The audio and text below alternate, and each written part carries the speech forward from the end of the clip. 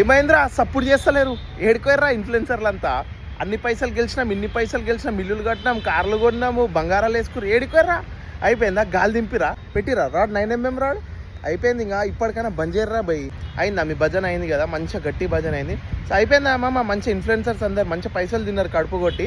ఇప్పుడు అందరు జైల్లో పోయి ఊసలు లెక్క పెట్టురు. అయిపోయింది పని. స్క్రాప్ అంతా చేసేవాళ్ళు ఓడనే చేస్తాడు రా భయ్. సో మనకు ఉండాలా దమాక్, మన మైండ్ సెట్ చేంజ్ చేసుకోవాలి. సో పైసల కోసము వాళ్ళు ఏదైనా చేస్తారు. సో అది గుడ్డిగా నమ్మద్దు. ఆ ప్రెడిక్షన్స్ అని, ఈ ప్రిడిక్షన్, ఆ డబ్బులు వచ్చినాయి, ఈ డబ్బులు వచ్చినాయి, ఇంకో టెలిగ్రామ్లో జాయిన్ గారి ఇది ఫాలో కండి అంటే అస్సలు ఫాలో అయ్యొద్దు. అంత ఒక ఆల్గరిథంలో నడుస్తుంది భయ్.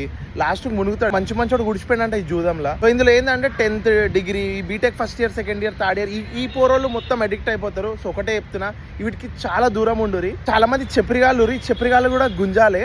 సో ఇది ఎట్లా అంటే ఈ బెట్టింగ్ అనేది అయిపోవాలి. మంచి గరంలో ఉంది హీట్ మూమెంట్లో. ఇప్పుడు అందరు ఇన్ఫ్లుయెన్సర్స్ ముందుకు వచ్చి ఇది ఆపినామనుకో కథం, ఏడు కాడికి దుకాన్ బంద్, కేల్ కథం దుకాన్ బంద్. ఇన్ని రోజులు ఇల్లీగల్ ప్రమోషన్లు చేసి మంది పైసలు తిని మంచిగా పెద్దగారు. ఇప్పటికైనా ధమాక్లాడాంచి ఆపురి. మీరే చెప్పురి, అరే మీ ఫాలోవర్స్కి చెప్పురు ఏమిట్లా ఏం కాలే, అరే బై ఆడకూరు బై కిల్ బెట్టింగ్ ఓరి ఇంకా కొంతమంది చేస్తారు ఆ చెప్పరిగాలు. అయితే మీ పని కూడా చాలా గట్టిగా అవుతుంది.